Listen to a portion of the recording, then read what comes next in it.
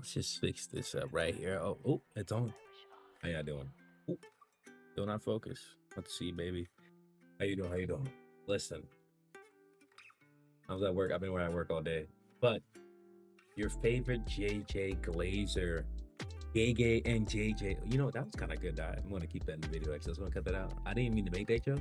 JJ, Gege. Glazer is back, you know. Jujutsu Kaisen is here. Modulo or Madolo. I said Madulu. Madolo. I don't know how to say this damn shit. I ain't gonna lie. I'm not gonna lie. Somebody's gotta correct me. It's Madulo, Madolo, Madulu. Mojuro. Maybe it's Mojuro. I don't know how is it. I gotta hear somebody say the name. Honestly, I'm in love. I didn't think it was gonna drop today. I thought it was gonna drop on the 9th, you know, because we were the leakers were leaking. So I'll say that.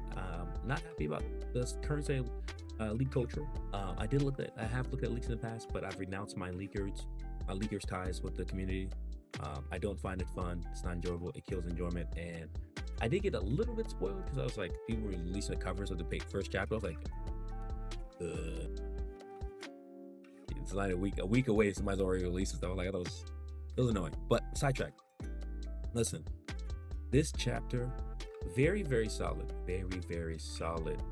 2 points. Always gotta say. First of all, I love that Yuta and Maki got together. We already knew since like 0, but you know, it being like kind of said something like they did end up having a happy life and married and, you know, kids and had grandkids is really heartwarming.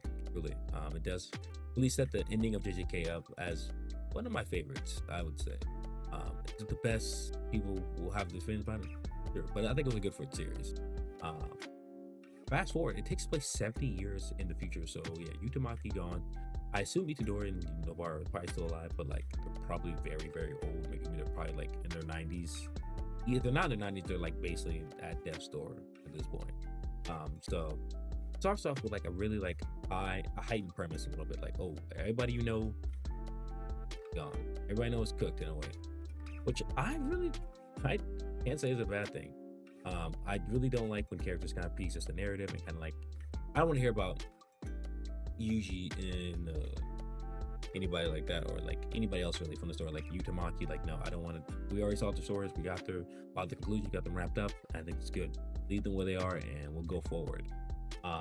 That is saying I don't mind additional information about them. You know, what did they do before they, you know, passed on? Like that stuff is really cool because I'm like, oh, how did they spend their years together? Really, how did that really conflict?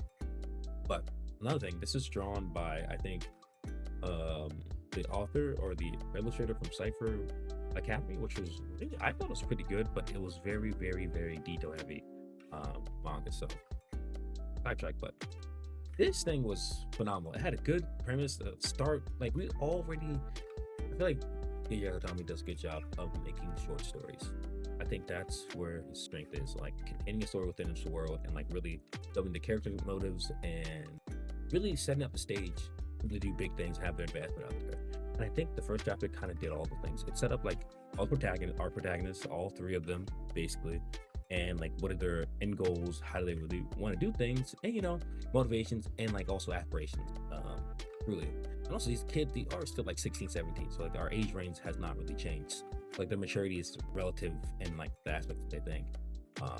But I'll spoil some of it. Like they have basically they're aliens now that have curse techniques that are similar to curse techniques, which is fine. I don't think that's a big like, oh, they're going to alien? Like, why not? It's in the same universe. It's really not that big of a leap to have superhuman abilities, and also it adds like another complexity to like fights and how they use curse energy. It's like curse energy for Japanese and how humans use it's like based on like a couple things, but like these aliens are not human. They don't really know though. They look human in some physiology ways, but like we don't know what they really value or what they're trying to do really. Like invasion for protection, yes, that's like their main plot, but like anything under that, they had some guys looking like Sukuna basically. But they also foreshadowed some of the stuff from like talk about Sukuna's like after the end of like Shinjuku Showdown, they had like, oh, we had a peace treaty with cursed users, and like basically the aliens are negotiating with the Japanese public, like not the public, but like the politics of the government. So just like I find that cool, really, because it shows like the Culling games also didn't really have like that people that the Code game saying that people like were wanting like the big monster curse energy was, and people getting kidnapped like with those U.S. soldiers coming in and like using them people as like resources for later. I thought that was like kind of like, oh, we got a plot line and it's kind of used and kind of like discarded, which is fine. But a lot of people are like, oh, this is just nothing. I'm like, I'm glad they kind of carried that person on to this one. And like, why is the person energy still in my position Japanese, and how these people are trying to live through it? Like people getting, they were saying even in like the heightened risk of kidnapping to Japanese people was in like upwards curse energy is such a high commodity. But even this, that little thing was like kind of extra by and foreshadowed by like the current like little boss villain that happened.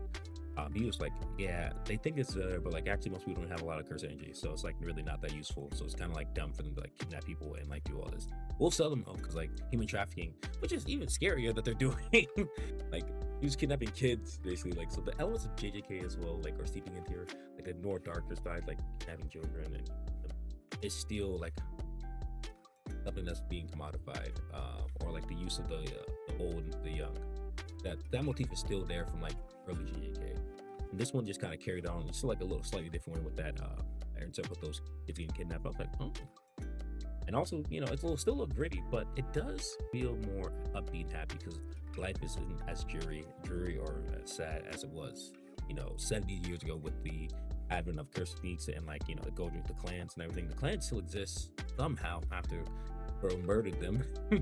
Oh, he murdered the higher up, so like he just has new people in there, which is really nice and cute. But yeah, it's very good from what they started on. I think the premise is really good.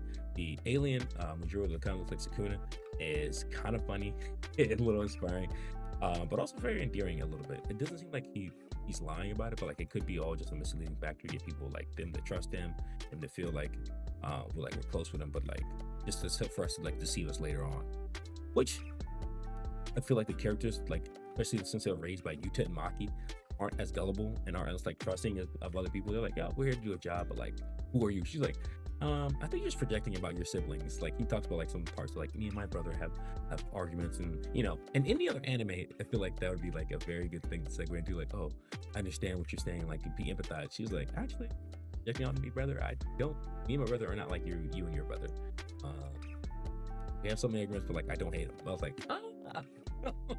it's kind of like, it's like an awkward situation, which is cute. But even then, it still goes on to like say, with that, like, you know, he's right in some aspects, but also he's wrong because this is dumb. And he also, it looks like he has heavenly restriction like Maki. So it's kind of cute, like to see them like Yuta and Maki married into the kid. And also, even the fighting styles, the fighting is very fast. Definitely like JJK, but like also drawn just a little like way better. So you can actually see all the things they're doing, how they're doing them. Like even the new saddle style, like these there, Banto Samadori, Miwa lovers are up. You were mentioned. You were here. But she does some style of martial arts, which looks like something from like the Zenin clan type of thing. But it was cute and it was very endearing. But the art was fantastic. I don't know what power he has, the alien dude, but like he basically just fucking psych knocked this dude at the end and just basically took all his powers, which is kind of interesting, like to see like what he did. I'm thinking some unlimited void type-ish, but we don't know. But also characters aren't double, like I said, so like they're like, oh, what are you, bro? Like you're an alien, it's all your third eye. It's like that's not normal. Which, you know, we'll see in the next chapter how that really revolves and how it's going to change. But all in all, either it was short and sweet, it was very, very good. Solid start. Really, I'm be real. This is kind of reminds me of like how Kagurabachi started. It's like very, very poignant start to a new series. Doesn't really anything to be questioned on. Just like, hey, if you know the series, you watch JJK, it's like accessories going on more. We're doing a different plot basically, and I wonder where he's going to take it. And I'm really happy that he's making another manga so soon. Actually, at the end of his like blockbuster, I hope the series continues on really. And I'll probably cover this channel this weekly. Honestly, it's my birthday next week. So JJK, bless me. I get another chapter on my birthday, but hopefully it's not like just like one shot and like a couple issues and it ends. But I really hope it does continue on and becomes a little bit more, or does something better than JJK or something different. That's what I'm hoping for. To all you guys who are leaking the manga, please stop leaking. Please, I don't want to see any more leaks. I'm saying off Twitter, I'm saying off Instagram. it's hard. These guys are just spamming TikToks everywhere. It's wild. People don't even have the translation to like just be talking like, did you see this? He said Gojo's dead. I'm like, Gojo's been dead for a long time. I'm really interested in how YouTube's face looks as well, because like he did have the Kenjaku scar, which is kind of crazy. But I'm happy for it. I'll see you guys next one. Look up more videos like this on the channel, and also some gaming videos. I got some more heat packing up. You know, also subscribe to the channel. I got a Patreon coming soon, so you know, season 2 drops in January. You know, I'm gonna be on that boy every day. But yeah, I'd be easy. I'd be lit. If I didn't record this, I'm gonna cry. I did. I pressed record. I wasn't even looking. Yeah, Drakes. Yes. Have a good day. He's the one for me. There's no place I'd rather be. Yeah. To the finish line. Everywhere you look, he's right on time. With the silence there.